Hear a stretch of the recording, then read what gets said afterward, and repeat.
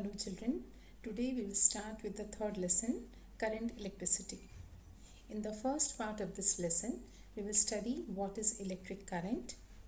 We will study the movement of electrons through the conductor, that is derive expression for drift velocity, obtain the expression for current in terms of drift velocity, and also see the concept of current density.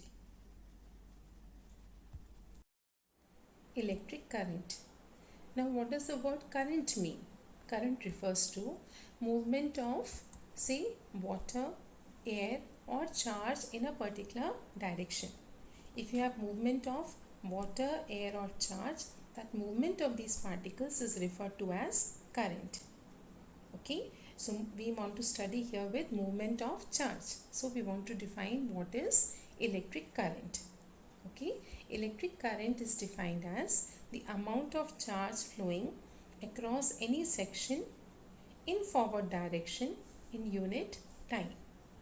Okay, in general you can say amount of charge flowing per unit time is called current.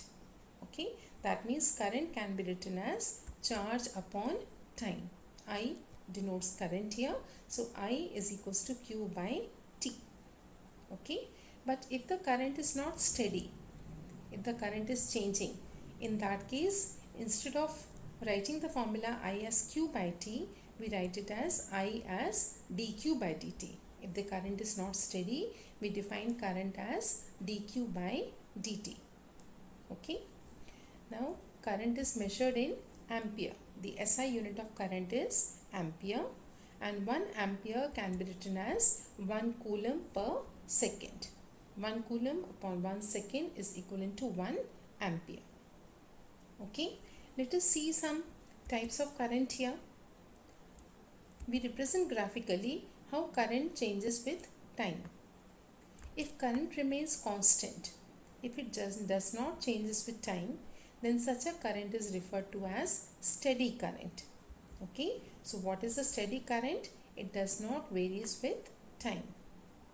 Okay, current may change with time. It may change uniformly with time. It may change non-uniformly with time.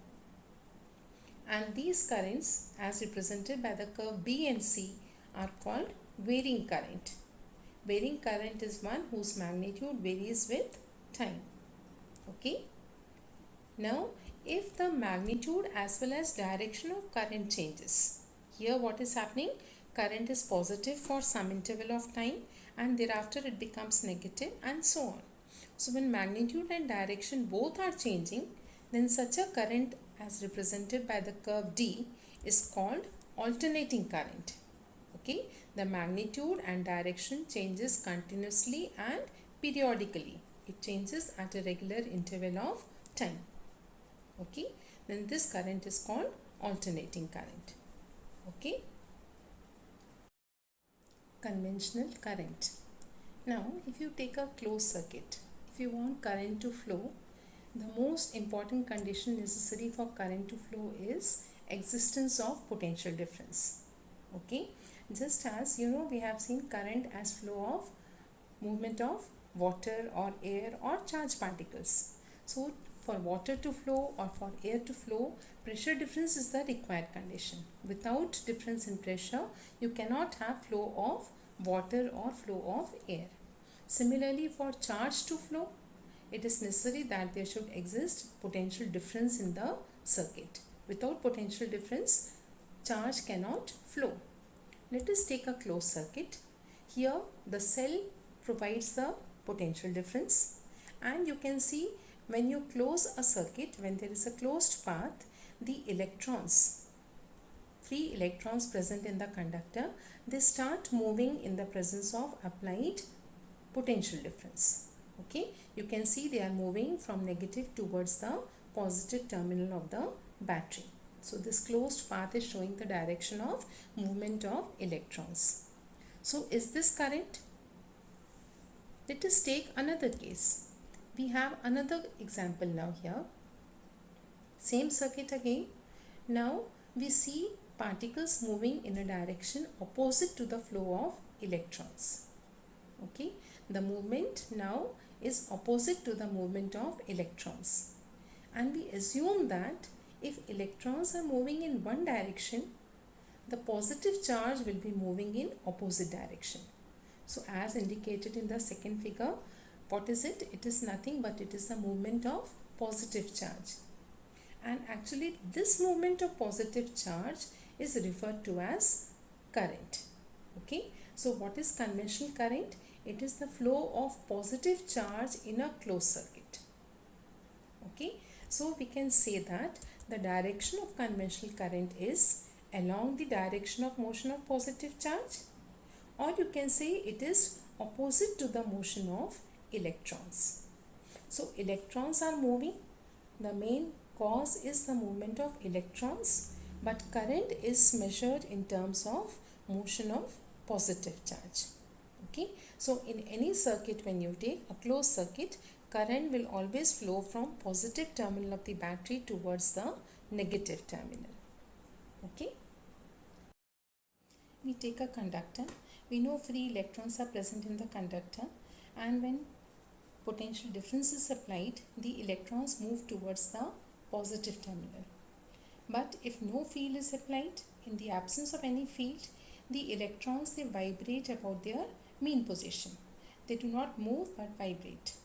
In presence of field, they move with a definite velocity towards the positive terminal.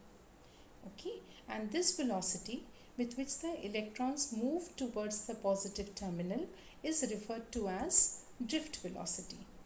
Okay, what is the drift velocity? It is the average velocity with which electrons move through the conductor in presence of electric field. Okay, if we take a conductor, suppose let L be the length of the conductor, A be the area of cross section. We apply potential difference by connecting it to a battery. An electric field is set up, and the free electrons will move in a direction opposite to field. This produces a current in a direction opposite to the motion of electrons. Okay, always current will flow in a direction opposite to the motion of electrons. Okay, so in absence of field, what happens? If no field is there, then the electrons are in random motion and the average of their velocities will reduce to 0. If you find out the average velocity, actually moreover this is the average of velocity due to the temperature of surrounding. The electrons are just like the molecule of gases. They are in random motion and their average velocity is 0. Okay, when we apply an external field, the electrons will experience a force. Newton's second law says force is Ma, and a charge in electric field experiences a force QE. So charge on the electron is minus E, so force will be minus E into capital E. Capital E is the electric field. Okay, so from this equation we can write acceleration as minus E into capital E by M. Charge on the electron into electric field upon mass of the electron. Okay, now to derive the expression for velocity of electron, we can make use of first equation of motion. First equation says V is equals to U plus AT. But here the electrons are not moving freely. Okay, there is not an empty space in which electrons are moving freely, but when they are moving, they collide with the other atoms and ions of the conductor and come to a stop. Again start with the random velocity, accelerate with the acceleration E by M for some time t, and again come to a stop. And this process continues when the electron drifts from one end of the conductor to another. So we want to find out the average of velocity of the electrons. We want to find out the average velocity. Okay, and this average velocity is nothing but it is the drift velocity. So we will use the equation V is equals to U plus AT. So T will be the time for which the electron will travel freely without any collision, and U will be the initial thermal random velocity of the electron. So when we write the equation for average velocity, we can write VA as UA plus A into TA. Here A represents the average. Okay. Now UA is 0.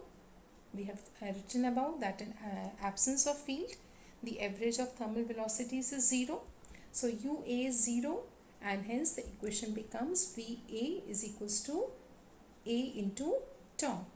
Here tau is relaxation time.